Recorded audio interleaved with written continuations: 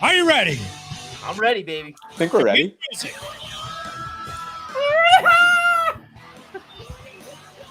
Oh, we got a remix going. Oh, jeez. All right. I tell you, I didn't know that version in question. That's crazy. I didn't know you guys did that together. I hit the countdown, and 10 seconds in, I said, oops, set and press go live. So we're live. It's good. We are for reals live this Woo! time. Look at this setup, everybody, that Rob's put together. We got the updated Guns N' Roses Appetite cover. We got the Record Talk emblem there. We got James's new background of greatness. Rob, what kind of hat are you rocking there, brother? This is the Tampa Bay Buccaneers for the Super Bowl on Sunday. All right, way to hop on that bandwagon. Good for you. I've had this hat exactly all season. Thank you. I've had it all season. I have. I know. All right. Florida. And as a Giants fan, I have to hate Tom Brady, but as a human, I know that he doesn't suck. So having the opportunity to root for him is kind of surreal. So I'll How take does one man possess so much talent for so damn long? Like, it's really not fair. I mean, he's an android. Let's face it. He was the first robotic system they put a together. couple of years They younger did than it you, well. Brian, yet still he is at optimal power and strength. Yeah, I feel like I'm doing pretty well, but not like that. No. He's older than you, not younger than you. Yeah, he's in his 40s, right? He's 43, right? Hey, speaking of birthdays, baby, do we celebrate today or next week? Is it? What's today?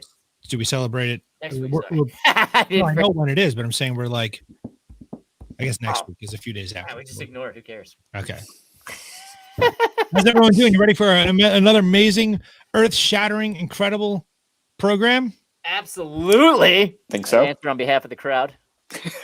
Already, we've inspired new people. Thank you, Mr. Rackley. Digging It's in. gone. Good. He knows. He knows. He's here, man. He's here because we got your question that we got to do Get there. tonight. Hold on. Let's not get ahead of ourselves now. I'm just saying. I can't build a little anticipation. Build Sorry it there, to Rings start. Magoo. Sorry. How dare I? How dare I? How dare I? Damn it. Look at You're him gonna just build trying that to stifle me, James. You see that? Just trying to stifle me. Focus on your hat, sweetheart. My drink. I got some money on this game. So I got money. now, Mm. today's going to be exciting. And I hear my voice again. Yeah, I like to have the Facebook going to see what's going on. Sometimes it tells me. I know. I always gotta Carolyn's make here. sure. What's up, Carolyn? Coming to every show now. Thank you very much, Mom. Kim, what's up? Dylan, the ex-con. Dylan, you seem like such a fine young. I have to say this, gentleman. You seem like a really nice guy, well-grounded, very talented, and you have this name like ex-con. You just sound like if nobody knew that about you, they just think like it's just this brooding dude of just like rah. He is, and he is His shredding comes importantly- across as I always sit there like this. I have to make sure I'm smiling because sometimes I look angry, but I'm not angry. I'm very happy. You know what it is? You just got to tape that eyelid up and you'll be good. The tape is on. Touche. Hey, you know what time it is? James, you got to do the head too. Come on. Come on, do that move. I don't know if I could. You can. Now you go in and out. Yes, there it is. All right. We'll get you. Sorry, I didn't realize that was like a team effort. Okay, I got We'll it. break only you in, heard don't worry. This is completely, it's like it's just what it is. Off the cuff. Brian, what's in that glass? Oh, it's a nice fine water. Yeah. Tap or sparkling? Filtered through the Brita that I have here. Yeah. Nice, Yeah, but nice. room temperature. I don't like cold water really, unless it's a hot day. All right. Yeah. James, what do you got there? Woodford Double Oak. Ooh. Pretty delicious. Nice. That's a Smells delicious- kind of chocolatey, a little bit ethanol-y. It's all good. Hey, Woodford makes that rye I have, right? The chocolate malted rye, right? Yeah. I like that. Cool. Yeah, I like their stuff a lot. Chocolate malted rye. Yeah. Yeah. It's like 90 proof, so it's quite delicious. Now, Ooh. what I am ingesting, Oh boy. our soon-to-be sponsor. Bang! So I used to drink these in the gym, but then I saw they had this delicious strawberry kiss flavor. Now, this beverage contains 200 milligrams of caffeine, all your essential amino acids, and 2 sips into it, and I am high as a kite. Yeah, I feel like I would be Holy just a crackhead with that. I just would be I bounce that on the reg just in general. I don't know what that Just would do to me. Put that down. That's all we need is 2 sips and we're ready to go. I think immediately it would just be like, boom, just crap my pants. I'm like, oh, It doesn't no. make you crap, but it keeps. Anyway, I'm good. I'm up. I'm here. I'm good. Caffeine. Let's have some 200 fun. milligrams of caffeine at That's a 9 lot, p.m. I had 2 sips. I'm okay. What's in a typical cup of coffee? Like a regular cup of coffee that you make, or maybe you got at a diner? Like what's in it? I mean, You how know, many it's hard to decipher that because in the Keurig it's pre-measured, but I don't know how much caffeine's in that. And then in the mushroom coffee, that's also pre-measured. When I make coffee at home, which I try to do, a couple days a week, I put a lot of the stuff in because I have the French press. Mm. But then Sam gets mad because it makes her all jittery and strange. So I don't know. I'm feeling kind of strange. People are strange. Yeah, we'll just Robert's favorite band. All right, so I think it's time we start talking about some music, huh? I think Possibly. it's a good one. Maybe.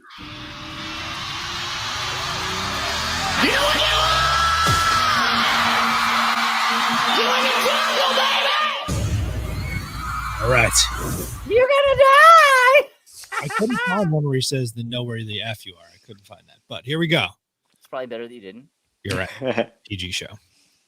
Mine shrunk down. I don't know. I believe that this is a first pressing after they changed the artwork. So yeah, the original artwork, for those of you who don't know. I did not know there was a different cover for that. Oh yeah, so the original pressing was this really killer artwork here, where it's got like this this kind of this rapist robot and this monster, this avenging monster is going to come and save this woman. But the record company distanced themselves like from that, like you wouldn't believe. They're like, no, we cannot have that as the front and center fold of your album. So they came up with the tattoo that was on Axl's arm. But yeah, I mean the artwork's killer. But I could see how like some people, especially during an era where you have Tipper Gore and everybody going after every metal band out there, it's like, oh, could you imagine that cover coming out? Get out of here! No way. Yeah, that was a rough time with the. That was just when they started putting labels on stuff. Was around that period. Yeah. And it was giant. Remember, they were just like black. Yeah. I mean, you can even see it in the artwork I found online. It has the advisory over there. I think that's what the little picture is. Oh yeah, right next to the G. Correct. Looks like. There's a conversation to be had about that. I don't know, like it's kind of a sidetrack, sorry, but for the album for next week, there is definitely profanity on that, and there is no label on it. And in the book for it, there is no profanity in the book. So I don't know if they got around it by not printing it. I think that artists had I think you had a choice at times. So if you look at Anima, there's cursing in Anima from Tool's second album, and because you have that lenticular cover that allows the eyes and the smoke box to kind of, undulate, you can't really put a sticker on that. So it was on the plastic wrap in front of it. Maybe so that's what it sometimes was. maybe that wasn't White Pony. It's hard to say because you don't have like the plastic wrap, but like I bet you it had to have been. It had to have been because I remember Anima came with the sticker on it. Yeah. Yeah. There's just some. I've had that nugget in my brain for a number of years. Of like, how did that not have it? But that makes perfect sense. That it would just been on the plastic and it's just gone. So never mind. You know what's amazing? I was thinking about this. Is this things always fall into place with this show? Just inadvertently, we try to plan everything, but we've chosen Guns N' Roses. Last week we did Nirvana, which is pretty amazing. We've chosen those two to go together because like Nirvana came to the scene. There was some friction between those two bands because you have Nirvana being directly responsible for what critics were saying about destroying kind of hair metal and things like that, which that's not the case. And it was very this black and white us and them thing. I don't think it needed to be. I think just there's a new sound coming in and people are just feeling a little bit challenged and inferior. But it's do you mean to tell me that a band came on the scene and Axl had a problem with it? What? No. That can't be. Most copacetic individual. Yeah, absolutely. Very balanced individual. I think so. Yeah, I think he gets a bad rap. All right, so I haven't listened to this album front to back in quite some time. Just like everything we do, and I think that's really the coolest thing about this. Initially, when Brian and I were hatching this up, it was to revisit these records and just kind of see where it fits into your life now. Mm-hmm. And Guns N' Roses was a band I got into not when they first came out because I was still kind of young. I remember the epicness of the Use Your Illusion records, that whole ad campaign and stuff. Yeah. But when I first started playing guitar, I remember Tim Lee gave me a cassette back in the You, Me, and Tim days, and it was the single for Sweet Child of Mine. I'd never heard the song, and he's like, "You need to learn this." And I was like, "I can't play that." I can't play that. And then I took it to Ryan, and he showed it to me. And of all the songs, that one, I'm like, it's just played out. You know, it comes on the radio, you change it. But hearing it today, contextually within the rest of the album, I was like, this is a great song. Oh yeah. And I really enjoyed listening to this album. There's a couple ones that are a little, but in content, in the whole, as a body of work, I see why this was what it was. I see why it inspired. Still to this day, there's kids, 17-year-old kids who worship Slash for a reason, you know? Mm-hmm. So I'll go into more detail, but I'm just curious what you guys were thinking about listening to it. It was fun revisiting this. This is one of those, you know, one of the when CDs were coming out, this was one of the first albums I got. I listened to it front to back. I loved it. It's funny listening to it now as I'm older. Like the songs I found as a favorite younger aren't my favorites now. Right. Over years, that's kind of shifted. I like this album because I think it's their best album, and I say that because not because it's just a classic lineup. I think this brings you could hear the unique sound from every single person in this band. Yeah. You could hear the influences of what Izzy has on this and what he's driven by. Like he's you know, like there's that punk feel that Stuff brings to the table. He's very influenced by punk music and you know, punk style bass players. The same thing with Izzy with closer to your microphone. Oh, I'm sorry, sir. Same thing with Izzy being influenced by like Bob Dylan, Pink Floyd, having that Zeppelin bluesy feel, that swinging, that kind of swingy jazz blues feel. So it's got that groove and that swagger, and that was what was missing from all the other albums. I think that's why this one stands out. Special. Swagger is it is so slinky and swaggery. Like, yeah, as a guitar teacher who has had to teach half of this record, you know. I like that segmented sentence. Teacher who has to teach. Well, but it's like, it's, you know, welcome to the jungle, right? Like you're gonna, because we can't play the songs. Like if you just do the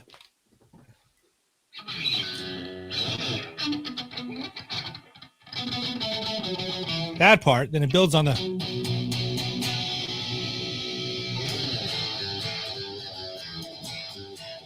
and then chorus. There's just that by itself doesn't feel like the song because there's so many other parts that are missing from it. And every song, Mr. Brown's song, it's so easy. There's so much interplay between Izzy and Slash as though they're one guitarist playing four parts at once. It's ridiculous. The cohesiveness in this album is undeniable. And they've said Jittery. that. What? Jittery. Oh, jittery. I'm getting strange.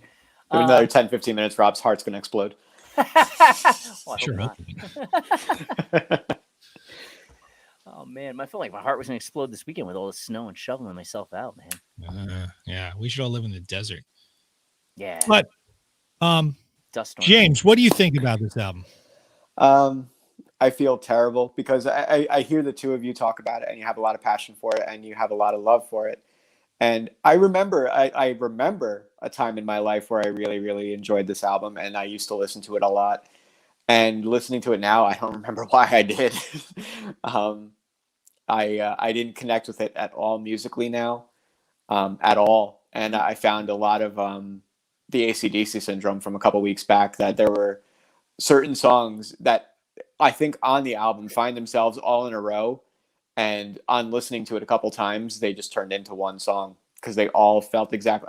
I'm willing to bet, like the Nirvana medley that you strung together last week, Rob, you could probably do the same thing for It's So Easy, Night Train, and Out to Get Me. They just all kind of blended into that generic rock Les Paul sound, and Axl's voice and his choices vocally kind of, I think, facilitated that vibe for me. I just didn't love it. Well, I mean, I wanted to love it. I like you said, like going back to it and listening to it with fresh ears. I find that very exciting because I found out I apparently don't like The Fragile anymore, and apparently I don't like this anymore either. I don't know if you heard that, but I did not. True. This man has no dick. So I mean, I don't know. I feel like that's unnecessary. I just The wanted old to have it. slides is what it is. We just wanted to have it just in case. No, man, I'm just kidding. But it's interesting because knowing you as intimately as I do as a musician and as a fan of music, I didn't expect you not liking the Fragile as much. AC/DC, I didn't either. I could have bet you $1 million where you're going on that.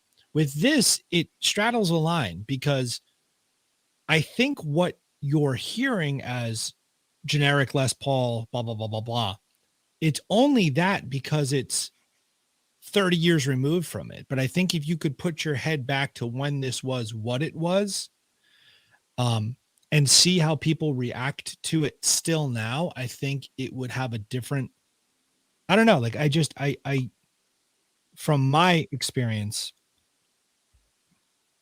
few people are saying, hey, I want to learn music because I like Nine Inch Nails, as sad as that is. Oh, of course. And a handful of, some people are, Back in Black, I want to play guitar.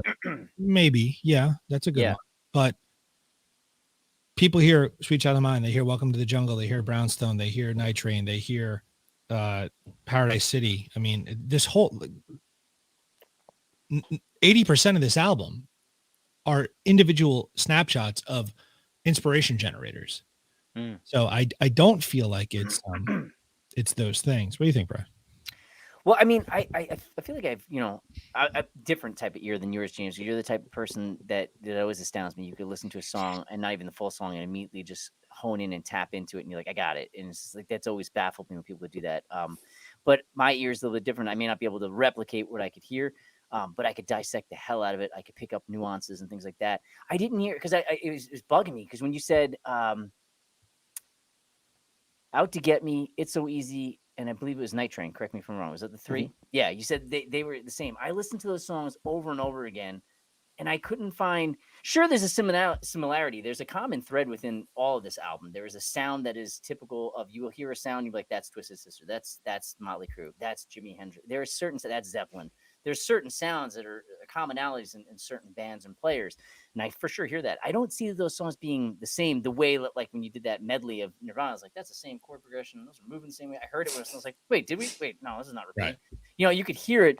But again, I'm not tuning into Nirvana for grand life-changing guitar playing. But with Guns N' Roses, I mean, for the most part, I am looking for expertise. And I feel like you do get it, because I always felt like even Steven Adler is the better drummer. I mean, I think that Matt Storm's an amazing drummer, clearly an amazing drummer, very precise thunder, right? He just didn't fit the sound. I feel like Guns N' Roses deserves Animal from the Muppets, and that's Steven Adler, right? Yeah. Listen to Civil War. That Civil War song on Use Your Illusion is the only track that still has the last recording of Steven Adler with the band, and you could hear that old. And you have Izzy. You hear that old Guns. It's a swing. It's amazing. There's a pulse to it. And that's why it's one of the best songs on those two albums. It's one of my favorites. The best song. That is a great song. Hands lyrically, sonically, so good. They never made a video for that, did they? Oh, they did. Right, they did. Right? Isn't that the one where he's like kind of like all painted up and everything weird? I can't remember, man. It's been years. I blur in my mind Civil War and Patience for some reason. Really? Very different songs, but just very they occupy the same space in my mind. And I actually just heard Civil War on the radio over the weekend. No kidding. And I was like, yeah, Q1043 had it like late at night. And I was like, oh, this is a great song. And when we were doing our Use Your Illusions, I left that song out. I don't think that was in my That's right. Illusion perfect record. Yeah. I mean, I don't mean to stifle your opinion, James. No. I don't take it that way. But I mean, like literally, like when I was posting about this, like, people, that band and album got me into wanting to learn instruments. Like people were commenting that on the post about this happening. So I don't hear it as all one song in the same way as literally the same chords are Breed and Smells Like Teen Spirit. Yeah. I wish I could explain the thought process. If I could explain my thought process, oh man, my life would be so much easier. Oh man, it would be so much easier. Instead, it would remain a brain fart. It really, yeah. But I'm a really, really stubborn personality. So I question whether or not some of it is just like throughout the years watching the band and knowing what a jackass Axl is at times, and that kind of coloring the opinion a little bit, perhaps. but there's definitely like, to me, I found a lot of imbalance in the album. That there were songs like the three we just mentioned, and then there's songs like Paradise City and Sweet Child of Mine. And I think if you put those 5 songs together and just listen to those 5, 2 of them don't fit, and that's Paradise City and Sweet Child of Mine. The other 3 songs have a very, like Brian was saying, they have a very distinct sound, and Paradise City and Sweet Child of Mine have a very different sound. And I feel like I wrote it down over here, and the best way I could describe that my feelings about this album was that it was an album of 5 singles with filler intermixed. Really? That's how I personally felt about it. And I think it's very clear to anybody who's seen any of the stuff that the 3 of us have done together that I'm a very, very strange musical personality. That I, like Rob said, I have my little window that I enjoy, and I don't deviate. I either like very, very much the opposite end or nothing in between. And that's, to me, is the case here. I think I know the question's going to come up inevitably. And if you listen to the whole album, I think the song that doesn't fit the most is Think About You. And that was my favorite song. Really? Yeah, that was my favorite song because there was a certain progression, and there's a certain progression and a certain part to it. Really? I mean, that's yeah. But there were certain parts of it that reminded me of the music that I loved from the mid to late 80s. That it sounds like a soundtrack like song from like Real Genius or something like that. And for me, isn't that a great movie? But for me, that's what I took out of that song, and it made me happy. The rest of the song, I was like, Les Paul, whatever. Like, it's just generic rock, and none of it did anything for me. I'm sorry. Personality coming out. It's like a horse. Oh shit! Oh god! I don't think it's fair to say that it's only because that's just my words. People can hate on me if they want to. I hope they do. Because I'm sure they will. It doesn't. I mean, those 5 songs that you listed, 2 of them. One is more stadium rock before that was really a title, and one is more melodic. I mean, it's almost poppy. Sweet Child of Mine. It's almost a pop song, really. It's a dirty word, but Night Train and Brown and whatever the other 3 you said, those are like that. It's that asshole Axl, the cocky. Yeah, it's the punk. It's the duff. It's that vibe. Yeah. And I think maybe that's what turns me off to it. Just I truly something about believe, that. And I'm going to overstep unintentionally, but I think that your opinion. I'm not pointing at you in your face. I'm just waving my finger. I don't care if you are. It's all good. I think that it's 20 years of Axl being a jerk, and that stigma of whom he became, that's souring you, because that entire personality type goes very much against what you look for in music, coupled with you're not a Marshall and a Les Paul guy. So it's like, okay, well, that's an easy shot because those are things I am turning into a Marshall guy. Unrelated, sorry. That's for another show. But you know what I mean? Like, I think like it's just all of that social commentary of whom they are and who they were behaving as, and all of them came across as jerks. I mean, I waited online for hours to meet Slash after Guns, pre-Velvet Revolver, when he was far from relevant. And by the time I got in front of him to meet him, while taking a photograph, he decided to point at the dude behind me in line because they had the same t-shirt. Like, you couldn't just smile at the camera. Like, it's just rude. I thought maybe I'm just being sensitive. But I think it's pretty rude. But it didn't sour my opinion of the band. I don't know. Brian, help me out. I'm losing my words. I mean, James should reply. I mean, you were dissecting that. I would say, not to cut you off, I got to work on this pointing thing because this side is that side. But I don't have enough. I don't have enough emotional real estate invested in this band or this album to really go one way or the other to let it override that. You know what I mean? Like I don't like Paradise City enough to. There were other things that like you were saying, that people said that they started playing music because of this album. That's totally cool. I think that's awesome.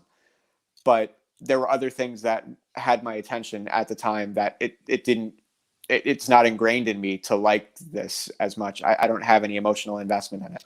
But you know what? I'm sorry, I'm interrupting. I'm cutting. No, it's fine. If I may take an extra moment. Moments? Take. I don't have an emotional investment in that.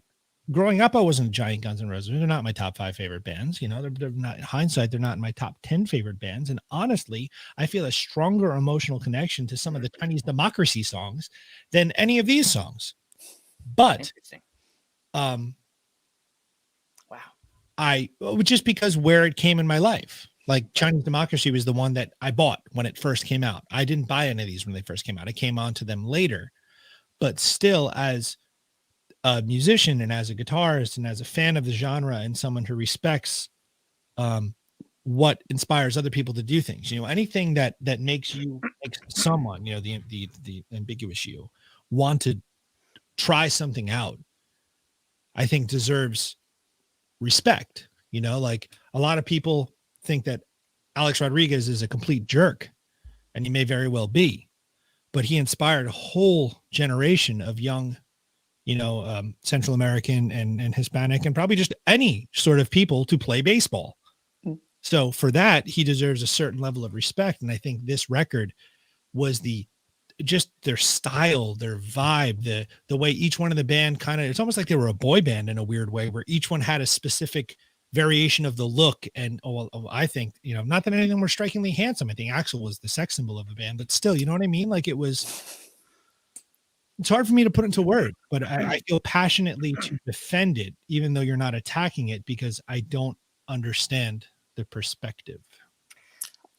If I could jump in, I think that this is an important album. I think that I do have an emotional attachment to it. It's not, like you said, it's not in my top 10 either. I did listen to Guns N' Roses quite a bit. I have all their albums. Mm-hmm. So, I mean, I do love them. I do have an emotional investment because I feel like that's what that art can do. It can create these connections. It can create emotional sentiments. It can move you to tears. It can move you to anger. So it is special. I think that this album is special too, because it reminded, not that you needed a reminder, but maybe for the general public or the uninitiated, for a lack of better words, that art needs to be dangerous from time to time to wake people up. And this album it was abrasive. It was rash. It had attitude. And that was what was about rock and roll and punk. And it was this great melding. Artistically too, you had, you know, that original artwork we showed. Like, this is a band dedicated through and through to the sound. We talked about like how they all worked so well together and they play the interplay between each other. Even the issuing of this when it was on cassette tape, there was side R and side G and side R, right? So like Guns N' Roses, and there was a reason for that too. The gun side dealt mostly with like drugs and abuse and just the vice of life, and then the Roses side was more about sex, love, and failed or, you know, successful relationships. So there is a greater mind here. I don't think that they were a surface band that maybe some of those other bands that came out that would have been considered hair metal, glam rock, or whatever, where it was kind of like, you know, surface. There wasn't much. This is a different category. I think this has greater depth. Yeah, and let's not get it twisted. When you look at the pictures in this, which the pictures on here are too tiny because like I have the CD, but like they had the giant poodle hair. Like, I mean, like they looked like Motley Crue and some of those early Twisted Sister, and then quickly got out of that phase. But like, I don't know, the artistic, and Alex still is an amazing artist too. Like this, he has great, and you saw that with Chinese Democracy. Yeah, it's a little over the place. There's a lot of screw ups in there. There's things that don't work necessarily well. But it goes to show that he is a genius. I just think that he works better when it's all them together, you know. Right. And I think this is an important album, and I think it showcases like how. Think about that. That's their first album, and think about some of the thought process put into that. It's pretty stunning. I mean, let's take for a minute. Welcome to the Jungle. Let's appreciate for a moment. It's one of the first songs that opens with the sound cha. Like, what other sound in rock and roll? So it's like cha. What? That's where we're coming at you, and now like yeah, like it's something like cha. Yeah. I mean, Dio started Holy Diver with a perfectly projected hum that was like, you know, and it's like it's hard to hold a straight hum, right? And project it so you feel it. Arc of melody. Yes. Actually came at you with cha. I don't want it to be misconstrued as me shitting on this, because that seems to be something that I do. You hate Guitar Heroes. No, I don't hate Guitar Heroes music. either. I what? You hate music. I Bring the don't guitar here, Alice. I don't hate music either, but the path that I went down musically doesn't include this. And Yeah. that's not to say it's a bad album. That's not to say the songs are bad. It's just that they don't resonate with me in any way that I can relate to. And I tried. I really tried, because I remember liking it when I was younger. Remember, like you were saying during Nirvana, Rob, that at the time you didn't have any connection with Nevermind, right? Right. I kind of feel that at the time I enjoyed it musically, and I enjoyed maybe the sound, and I enjoyed Axl's voice at the time. And throughout the past couple of years, however long it's been, that disappeared. It's not. If I was going this way, at some point I turned and started going that way. Right. And this band isn't a part of that. Yeah, And that's that all. makes sense. I mean, Dude, you're entitled to it. Are you Yeah. more emotionally connected to Sweet Child of Mine as it appears in this album, or in Step Brothers when they do the acapella? probably Step Brothers. I think that it's okay. Like some of the stuff that we have coming up, because Brian put out the schedule, which you guys should check out on the Facebook and Facebook. Right?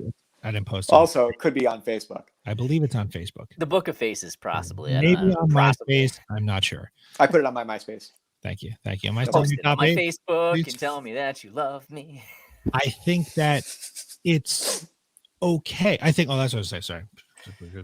Bang. Oh yeah, my eyelid. My bang brain is losing its steam. There's a lot of stuff coming up that I can tell you right now. I know I could give a flying about it, Oh! but I'm going to give it my best interest. And in hindsight, remember Nirvana. I mean, I haven't had friends reach out to me and said, "Wow, you tried really hard to make it look like you didn't hate this band." You guys know me, but I can respect Nirvana. I'm sorry, Nevermind, for what it was, even though I have no connection to it. So at least I would hope, and I'm not quite hearing it, you could at least respect this. Oh for yeah, what it was and represents. yeah. No, I absolutely, because it, like you said, it changed people's lives, and I can't deny that. I would never try and take that away from it. Just you asked me what I felt about it, and you got it. Unfortunately, I'm sorry. Yeah, got it. Question. But there's no doubt that it opened people's eyes to something perhaps a little bit different than they were accustomed to at the time. And if it made you play music, that's great. It just, for me, musically, just not much there. You know what? I'm curious, and then we'll shift unless you have something else to say, Brian, about it, or we should go at least favorite songs. But I was gonna say, let's do some Yeah. favorite tracks. Yeah. I'm curious if what year did this come out? 88? This came out in 87, didn't get popular to 88. Okay, so 87. What you're 8? Me? James? 6. 6. Okay, so I mean, you weren't even so. I found it around the 90s. Pretend you were 16 when it came out. Maybe a different story, you know? Yeah. So Oh, yeah. that's another variable there. I mean, Brian Well- was 16 when it came out, so he knows. I reiterate, I'm not trying to burn this down for people. I went a long way to that make that loved joke. it. Thank you. You really You did. really did. You That was really- a really bad stretch. Such a stretch. I'm not trying to burn it down for people that Gonna might get love there. it, and if you do, that's fantastic. But again, just me. I hear you, dude. I do, and I understand. And it's, you know, when you have these polarizing bands where there are such extremes in certain directions, some people just don't feel it. They don't connect to it. You know, so- You're not the only person. I No. have a couple of friends and people, acquaintances I know that don't, and I respect that, James. I think that, like, because you at least recognize, like, no, I see the value here. I see how this inspired. There's no denying the impact that this had culturally, musically, and upon the youth and even adults and people attacking it. Right. So I respect it. It's not like, you know, you're shutting down the conversation like, F this, you know, those are the type of conversations that are annoying when people are just like, nah, I don't even talk about it. It's like, They're a bunch of hacks. None of them got any talent. They're Right, like yeah. freaking garbage. yeah, That's not what's yeah. going on here. No. What's your favorite song, James or me? Brian? Oh man, it's Night Train and Mr. Brownstone. Those are my two faves. I love those. James? Think about you. Mr. Brownstone yeah. was my favorite in my youth, but I don't even There know was what song something you're talking about the one you keep saying. it's all the way. I listened to it more than all the other ones because I actually enjoyed listening to it. But yeah, it's like I said, it reminded Got me the very Axl much quiver. of that period it was in the 80s, and I loved it for that. I get it. Yeah, you know, I in today I listened to it a handful of times through, and that one I was like, oh, this is kind of different. For me, it's Night Train, Brownstone, and it's so easy. It's just that it's so easy. Like I would listen to those songs. I would open up the bar when I worked at Characters, and that was in my like morning mix. Like, it just you get that first introduction of Axl's quivering background vocals during the chorus, and it really shows up. And you're like, dang, like It's So Easy growing up was one of my favorites. I used to listen to that one on repeat. Drive my mother nuts. Well, I suggest anyone who doesn't know this record before we transition to the next topic is to check this one out. It's worth listening to, and I believe you'll know at least half the songs. So we're going to dive into something new, a new segment on Record Talk. So we're going to talk about a cool local band. Hold on, I get all that. So I'm in trouble. Wait, is Bobby even here? Bobby's the name, right? Bobby, bad news. What's going on? You here? You watching? I don't know. Oh, snap. I don't know. Oh, snap. I mean, I don't know if that's... Let's see here what's going on. How do I check this? Yeah, we're going to start talking about, local bands and just, up-and-coming bands. It doesn't necessarily have to be local to our area. It could just be local in the sense as a kind of a umbrella term for just up-and-coming artists. So Rob knows this gentleman, Bobby. What's his last name? Bobby Bandy. We did a Bandy week together one time, the Bobby Rock Show. Yeah, man, he's just a cool guy, and he has this band Zero with Marco. These are just some local legends. I think Craig is the drummer. I'm not sure who played. I think Ken plays bass now. Good bass player as well. So just nice guys doing fun stuff. And I suggest you check it out. They put out a record. What year was this? I think it was last year. It's called One for the Road. And it's just some cool local New York music. We'll put a link in the bio here. Can't really play the music because I don't want to get in trouble with the stuff, but they got, song Scumbag, Never Let You Go, Give It Up. Just fun, in the vein of Guns N' Roses rock and roll. Yeah. Great harmonies. And definitely check it out. Yeah, it sounds like it came, from the Sunset Strip. It has that kind of feel to it, which is kind of cool. And it's pretty interesting that you chose this for this week, just inadvertently. Yeah, it was a good mix. We'd been talking about it for a bit. So I just felt like this was a good time to... The artwork is cool too. So like James brought up, I was just very attracted by the artwork. I thought it was really cool. And then James brought up how it looks like KMFDM's the artist Brute. So I don't know if you guys could see that on my screen. But yeah, very much like Brute. Right? Yeah. So it's kind of cool. Yeah, I dug it. You could feel... It feels like Guns N' Roses. This album sounds like you could smell the beer still on them after they've played a show at name the place on the Sunset Strip, and I feel like you get that same feel from Zero. You have this like, oh yeah, they just tore it up. And they're fun. Back when pre-COVID and post-COVID, this is a band to go check out live locally. Good times, good party. Party. What we are going to need after all this. So we'll put the links in the show notes and such, but check them out. ZER and then the number 0 in the record. And they got another song that just came out. I'll just tell you the name of that one too. They put out a single, Without You, or is that on the record? I'm sorry, I'm confused. Oh, it says here, XCon. Dylan says, I remember being single digits and hearing this song on the game Burnout Paradise on PS3. Yeah, dude. Fire up the game, start the car, and the song hits you like a train. Yeah, Dylan gets it. He's a new co-host. My favorite had to be Paradise City. It was a song I pretty much grew up on. Paradise City is I enjoyed that too younger because it was fun playing the drums to that. It was fun jamming with that in band. It's just cool. It's a fun rocker, it's fun to see live. That was exciting when Guns N' Roses played for the first time forever on MTV and you had Buckethead. I mean, it was a ragtag group of people up there, but it was still cool to see like, oh man, so it gets you in the heart, man. Yeah, that's a good pick there, Dylan. Yeah, and I tell you, like, if you get to check Guns N' Roses out live, man, they usually close with Paradise City, and I swiped that away.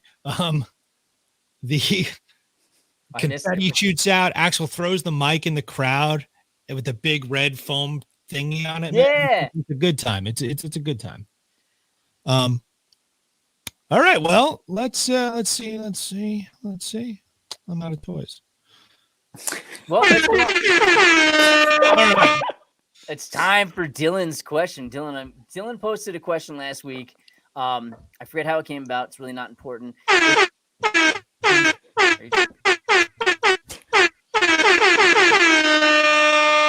That's how they do it on the. I froze it. Yeah, good. It's your punishment. Look at you. Too much ridiculousness. Squash. It ate up all your bandwidth, that noise right there. Yeah. A big air horn. Oh man. Yeah, Dylan asked the quintessential question that every nerdy musical guy, what is your dream band? And the question he posed, which caused a great deal of joy and discomfort among us, was not me. If you can make a 4-person band and the members could be dead or alive or during any time in their career, who would they be? And James hit us up with a text earlier. He was like, damn it, I'm really struggling with 4. I want a 5th. And I wrote back, I was like, the key to this is to choose a vocalist who's also a guitarist. And then you could kind of, that's your workaround, and get that in there.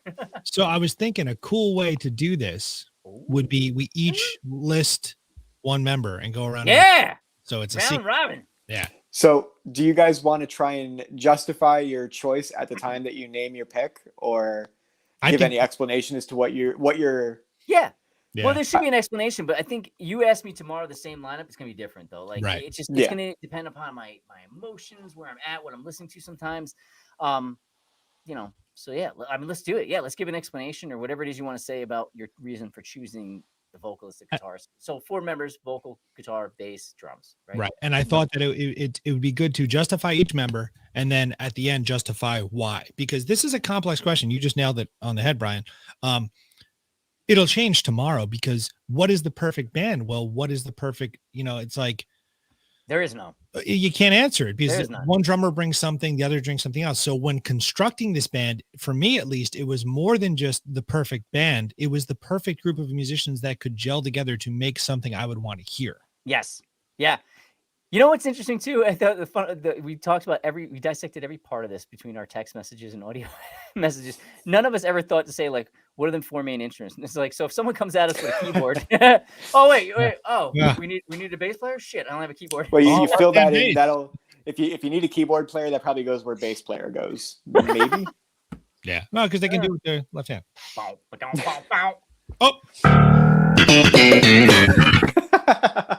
I was trying to get all the little question and answer lines they do, but I couldn't. I have to chop it up. I have an idea. Spoiler alert, that's my bass player. I chose that guy. Dude, that's not a real bass player. He's playing on a piano. Oh no. It's not even a real slap bass. It's all fake. I think there's a YouTuber. I think his name is Davey504, and he's like a legendary bass playing YouTuber. And I think he has a video of him playing that. And it's theoretically kind of impossible because you can't get your hands where they need to be to do that.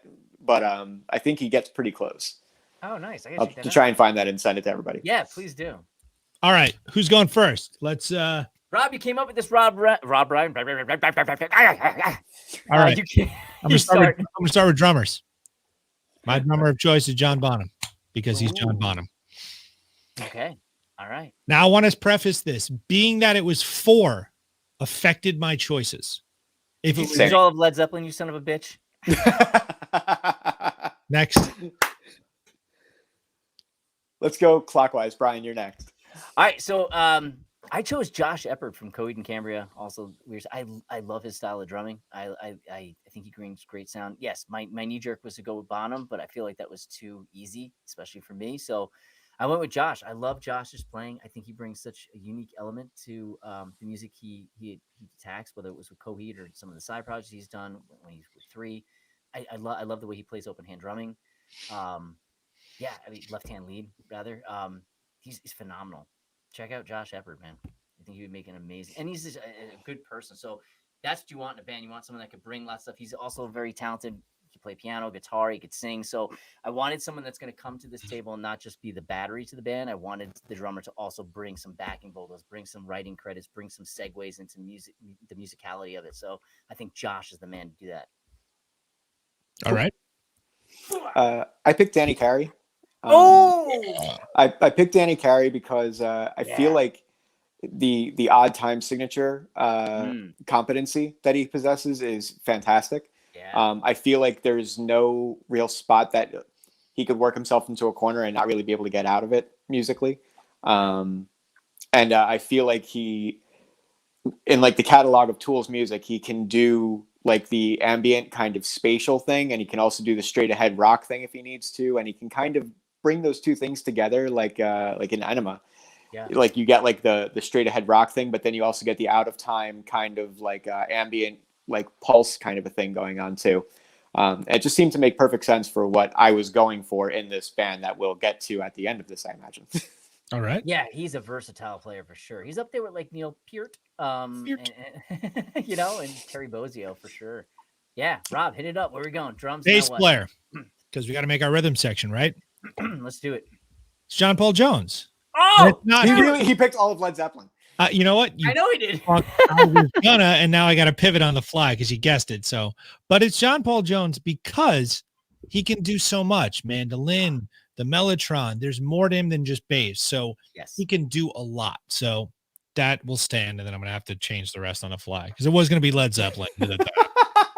What a dick move. Oh yeah, brother. Or is it brilliant because you guessed it? You knew where I was going because you half-assed the homework project. That's what it was, you jerk. Brian and I are like pulling our friggin' hair out, and Rob's just like, oh, I'm just gonna pick Led Zeppelin. I got this. I thought about it for a week. Out of here. All right, John Paul Jones. Just, I mean, either way, those two are the first two, and that course, I stand by it. As if there wasn't proof enough that we were not all connected musically and brotherly, because us saying the same thing exact same time, calling him a dick. But also, yeah, I chose John Paul Jones. You're still not serious right now. Did both of you pick all of Led Zeppelin? No, I didn't. I said I didn't choose John Bonham. I chose Josh Shepard from Right. Sorry. Yeah, you wanted to pick Bonham, but you didn't want to pick. I said it was too on the nose. He is my favorite drummer, but yeah, So I chose John Paul Jones. Go onto YouTube and find isolated tracks of John Paul Jones. There's a ton of them, and he's a monster. He's incredible. You listen to Them Crooked Vultures. That guy still got it. Like he is. Is there a fatter, smoother flow than John Paul Jones? I mean, yeah, you could say Flea for sure. I almost went with Flea, but like I don't know, John Paul Jones, man, it just got that that full body bass sound. Love it. Nice. James. I picked 2011. Oh, dude, I almost picked him. That's so crazy. With the finger things. Yeah, the slapsticks, I think he calls those. But I picked Tony Levin because I feel like Tony Levin, no matter who he's involved with, always knows exactly what to do to support the entire band. Yep. So like it's kind of like the bass player you can kind of like set and forget. Like he has great instrumentation, like the stick playing if he need be, the slapsticks if need be, and he has a great tone and he has a great mind for what needs to be in the supporting section, and he's perfect at it. God, this is a good band you're building up to, brother. I'm trying. Yeah. Have you listened to the Black Light Syndrome with Bozzio, Stevens, and Levin? No, that sounds great though. Oh, it's phenomenal. Black Light Syndrome. Mm-hmm. Phenomenal. All right. Yeah, check it out. You're gonna love it. Is it all instrumental or all instrumental? Speaking my language. Yeah, brother. All right, Rob. Guitar. Yeah. All right. So I was gonna be lazy. You're right. I was gonna pick all Zeppelin, but David Gilmour, Pepper and some Pink Floyd. No, you know what? I'm gonna go left field because I did have sub choices in case I got called out on not doing my homework.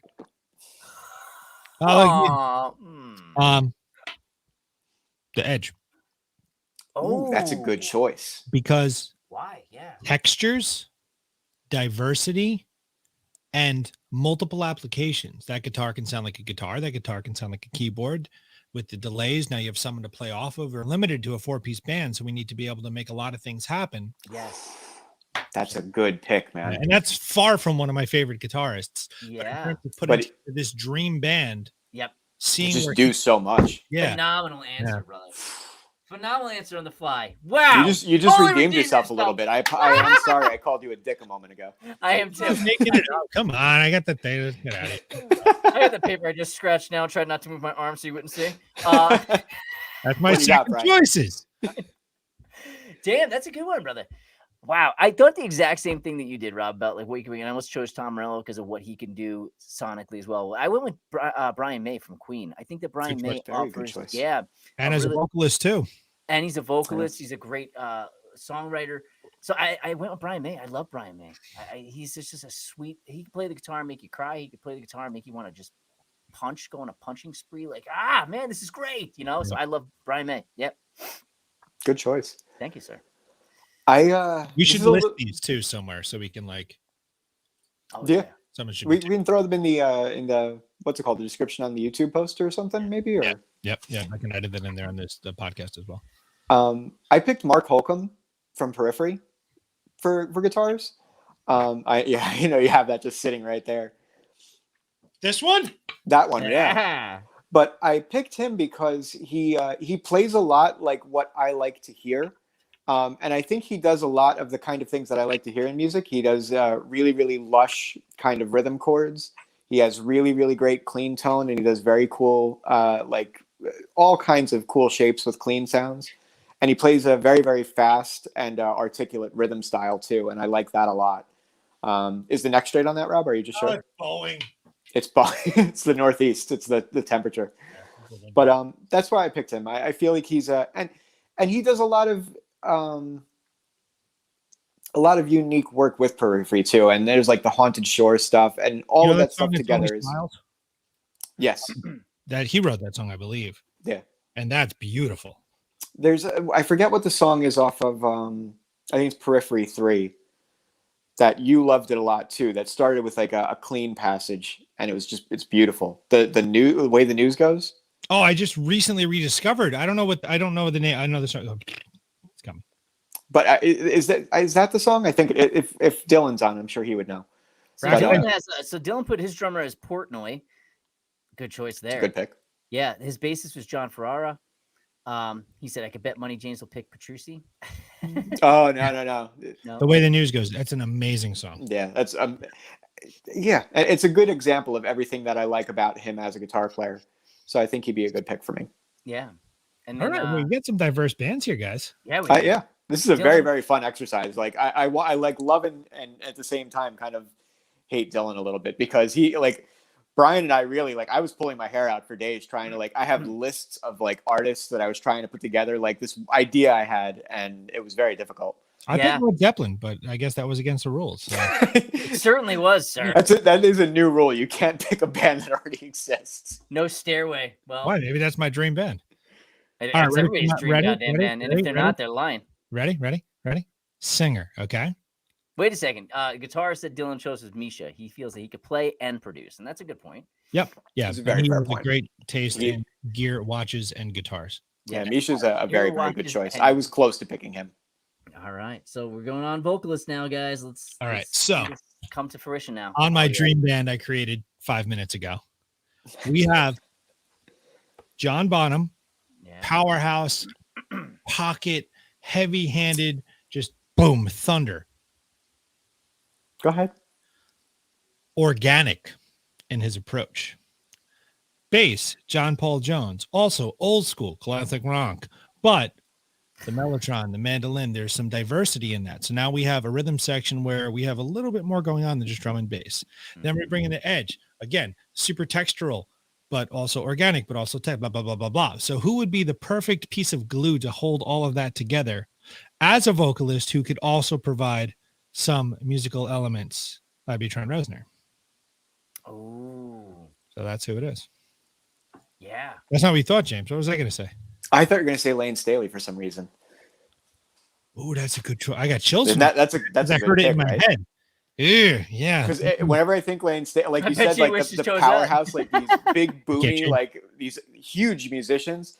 Whenever I think Lane Staley, I always think that first lyric in Rooster.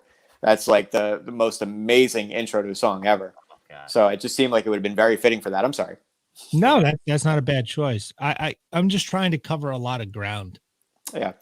Well, like I said, we could do this question again, and we've talked about off air about how we would refine this differently and different parameters for it. So I'm sure we would change it again. So this is not set in stone. By the way, none of these bands are coming to fruition or playing for anybody anytime soon. So to close out, real unfortunate. It really is. I think when everyone says their last person, you should sell the whole thing. So I think that you have two guys. I just think the writing could have been so crazy if those four people were to play music together, because there's so much talent, but different talent that's not supposed to go together. Yeah. Who you got, Brian? All right, so it was tough for me to choose Claudio Sanchez. No, no, because that's a very unique style of voice that I don't think they would go with this. So remember, my drums, I got Josh. I explained why that was and what he could bring as a musician, not just as a drummer. Same reasons you had about John Paul Jones, exactly the way I feel about that. Brian May is another person that's versatile, not just as a guitar player, but as an all-around artist. I actually chose, because it was a toss-up, I was like, do I go Shannon Hoon? He does so much. Do I do Joe Graff from Jive? I really love his voice and what he brings, his persona to the stage and writing. But I went with Travis Warren, so the new vocalist, Blind Melon. Wow. The Lookout Kids, Rain for Rent, Warren Wolf. I mean, the added bonus is he's a phenomenal guitarist and songwriter. But if you listen to his other stuff that he hasn't done with Blind Melon, Texas Lights, I mean, he does so much. I mean, he loves a lot of like hard music too. I've talked to him several times about this. Like he's into like a lot of hardcore. So like he has a wide range of influence, and I like that. So I think you have a vocalist that could do and bring so much more. And I feel like that would really make this a band that I'd be like, yes. I'm getting excited about it right now. So Rob stubbed his toe. So I'm trying to reach something under the table. I'm gonna preface my my final pick with my theory for what I was trying to accomplish here.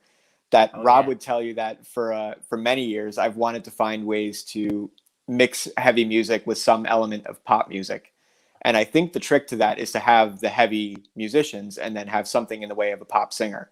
I always thought it would be. I'm interested in who you're gonna say. I've always thought it would be interesting to have like a.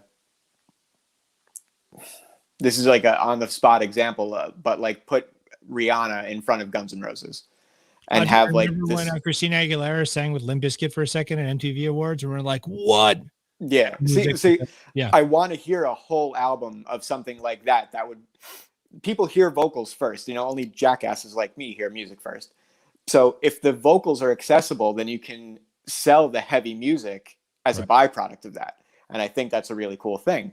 And a couple months back, I heard there's a brilliant person on YouTube that mashes up heavy music or just mashes up different vocalists and like a cappella performances with instrumental versions of songs.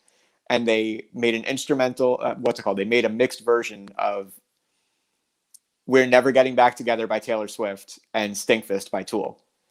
And I had that in the back of my head the whole time. So I picked Taylor Swift. Wow. Because she's a great songwriter. So that she's a good songwriter. She has just a good enough vocal range that it's not too low and it's not too high, that it's a comfortable spot to listen to. And I think if you could get everybody on the same page to Mark, you keep writing your heavy guitar, and Danny, you keep playing your weird drums. Tony's going to do whatever he has to do to put those two things together and make them work, and then just let her sing, and it'd be awesome.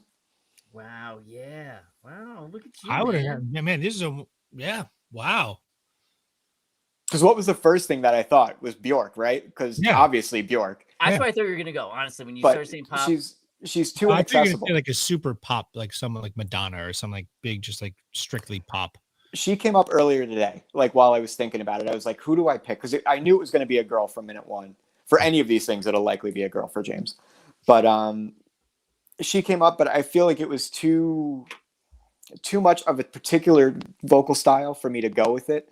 Like I thought of Rihanna too, but it's the same thing there, that it's too much. And Pink, same thing. I thought of Susie Sue for a little bit. Melissa brought up Susie Sue actually, and that got me thinking of that because I love her, but she would never make it through a performance. She's just she's not, doesn't have it.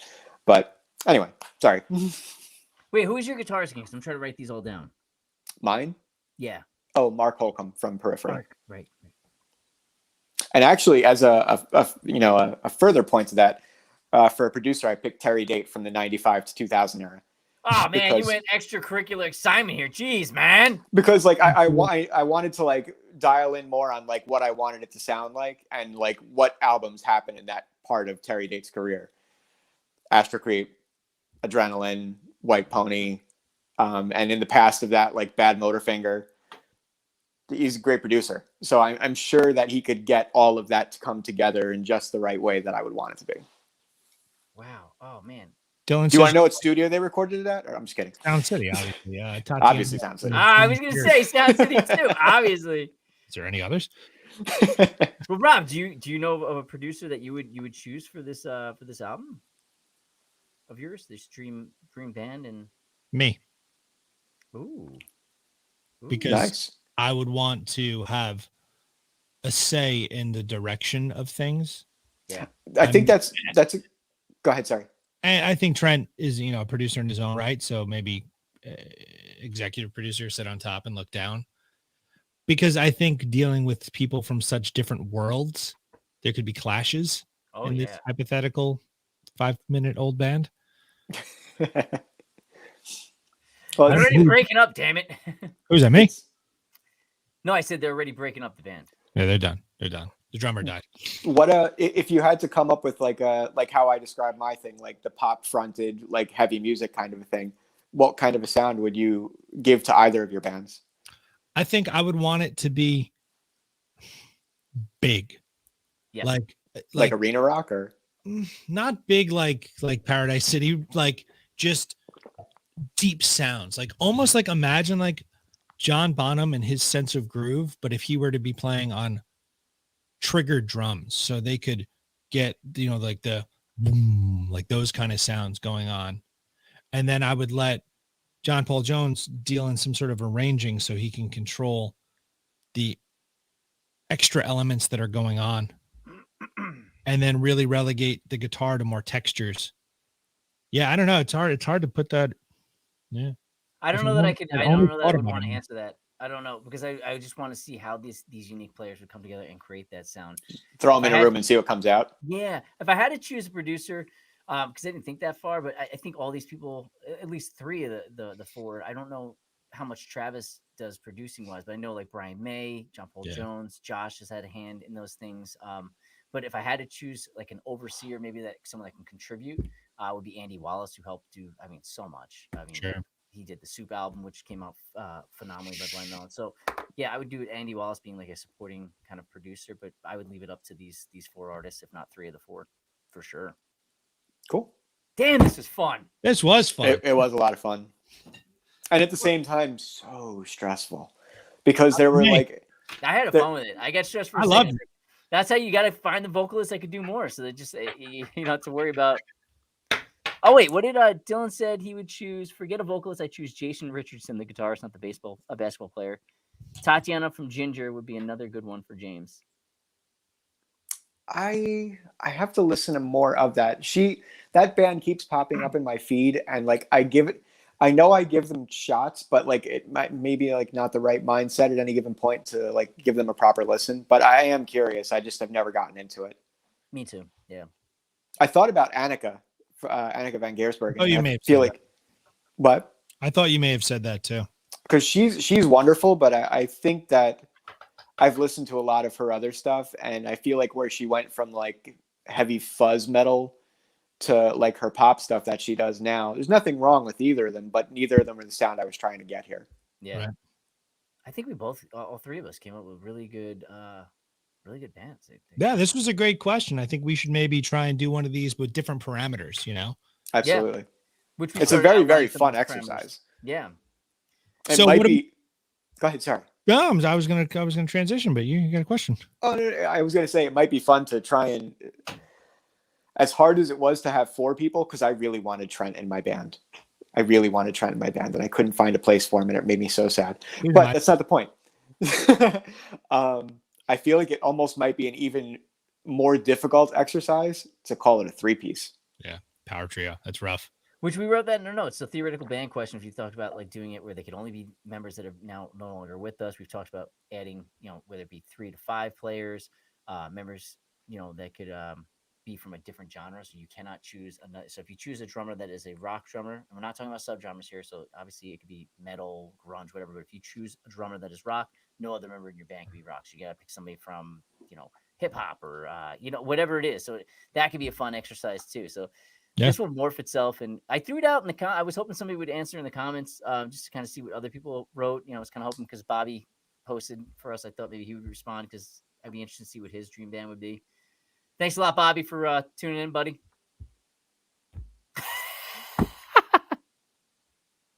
Well, he's probably going to rewatch the episode. I'm joking around, jerk.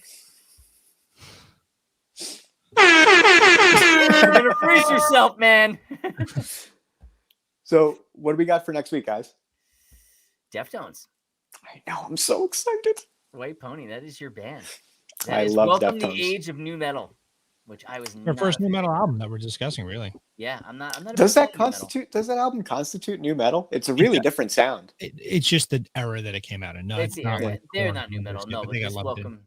Yeah. Yeah, it welcomed in new metal for sure. They came But out. this, I've listened to this in its entirety often recently, Mhm. and I'm not, the biggest Deftones fan in the world, but I have words, positive words. It'll be cool. Yeah. Go ahead. This is one of your faves, James. I know that. Yeah, I absolutely love this album. Yeah. I got into them around the fur. Went back to Adrenaline and didn't really connect to it as much, and then White Pony came out, and I was like, holy crap! And that's like a pretty hate machine for me. Like I could just put it on and just make it all the way through to the end, and I'm just completely content the entire way through. I think that's why I never really got into the Deftones. Is that album you just mentioned, Around the Fur. I couldn't get into it as much as I wanted to, as much as I saw everybody else getting into it, and it didn't click with me. Yeah, I could very, very easily see that. Yeah, and then I just never really gave White Pony a fair enough chance when they came out. I've listened to it since it came out and kind of followed it afterwards, but I was never there during its height and its heyday. So I feel like White Pony. Well, we'll talk about it next week. Let's talk about that next week. Yeah, that sounds good. Anyone have anything cool to plug before we say goodbye for today? I went record hopping by myself last night, and I got excited because I was like, I masked up, and I was like, I need to go get some records. I bought a Paul Simon album. Still crazy after all these years. Ooh.